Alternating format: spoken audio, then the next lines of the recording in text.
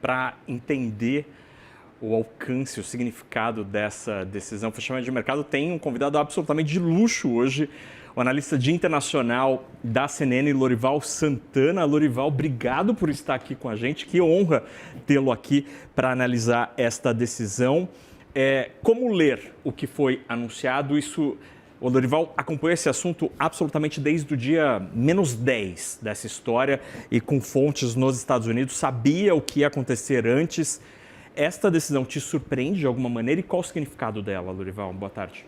Boa tarde. Não, esse é um movimento que já estava calculado, porque o presidente Trump decidiu em setembro que essa estratégia desenhada no Departamento de Estado não era boa para ele, né? Era uma estratégia em que o colocava alinhado com o que ele considera um perdedor. Ele achava e sabia que era irreversível a condenação do Jair Bolsonaro, então ele reestruturou a narrativa para dizer, não, que você, presidente Lula, sofreu uma caça às bruxas da justiça como eu, você foi preso, inclusive, mas nós dois demos a volta por cima e agora somos presidente. Então ele reconstruiu essa história de maneira a ficar do lado do que ele chama de o vencedor, né?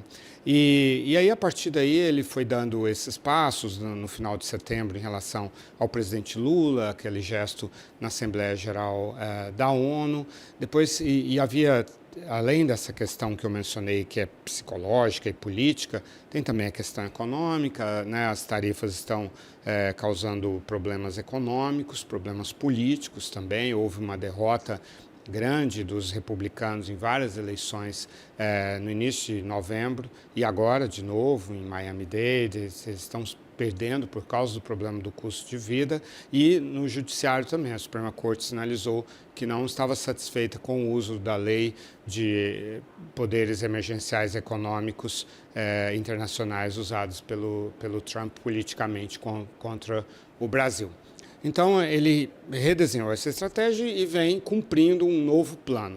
Ele precisava, obviamente, esperar algum fato, seria melhor se pudesse anunciar essa decisão perante um fato.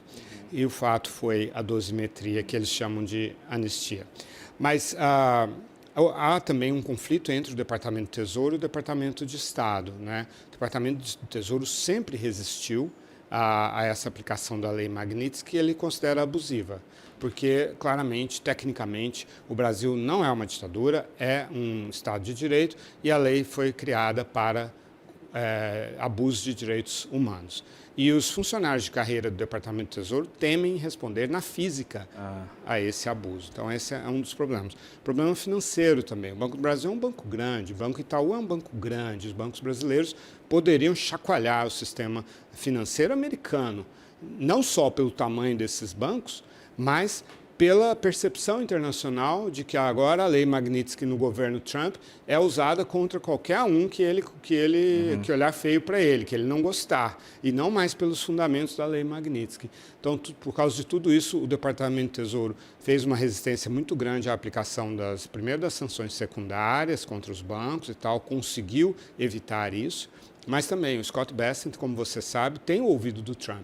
É talvez a figura mais influente do governo Trump. Marco Rubio perdeu bastante força na relação Trump e Lula, na relação Estados Unidos-Brasil, porque desenhou uma estratégia que o Trump considerou equivocada. Agora, Lorival, a aplicação da Lei Magnitsky durante esse período, durante esses meses, a Alexandre de Moraes e a não consequência ao sistema bancário brasileiro, porque havia um temor generalizado no mercado financeiro de que o Banco do Brasil e Itaú poderiam ser sancionados. De alguma maneira, esse episódio enfraquece a Lei Magnitsky perante o alcance que ela normalmente tinha no passado? Então, essa é justamente a objeção do Scott Bessent, né, de que você não pode usar essa lei Magnitsky de forma politizada dessa forma, né, porque por razões ideológicas. Então, o argumento dele venceu e, com isso, ele, na minha visão, preserva a lei Magnitsky ao fazer essa correção de rumo. Existe uma outra questão política também. A estratégia do Trump para a América Latina está sob um severo escrutínio. Essa questão da Venezuela, isso é considerado um estelionato eleitoral. Ele prometeu não se envolver em aventuras militares e está se envolvendo contra a Venezuela. Então ele sente que precisa limpar a mesa dele de outras tensões, de outros problemas dos quais ele pode ser criticado também.